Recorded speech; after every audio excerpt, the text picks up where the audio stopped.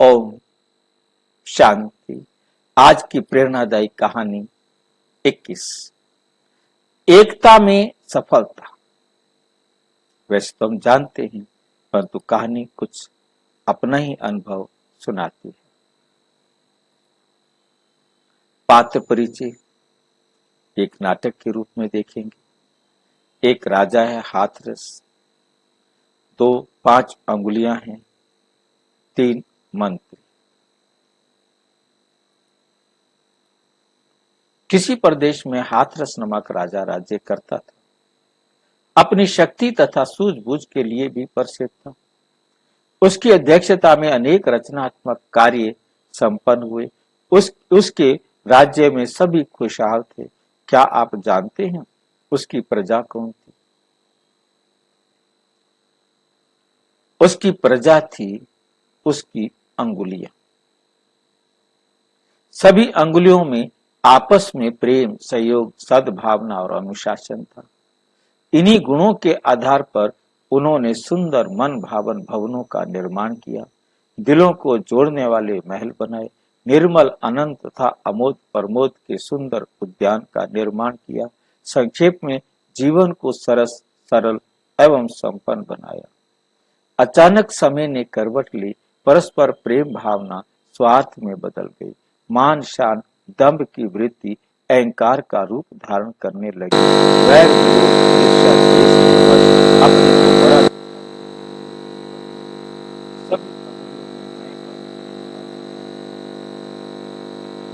सामूहिक बोला, मैं बड़ा, मैं बड़ा, मैं बड़ा, अरे नहीं मैं बड़ा, नहीं नहीं मैं बड़ा, अभी जा मैं बड़ा। निर्णय कौन करे, निर्णय कौन करे कि बड़ा कौन? अरे चलो राजा के पास। हाँ, हमारा राजा बड़ा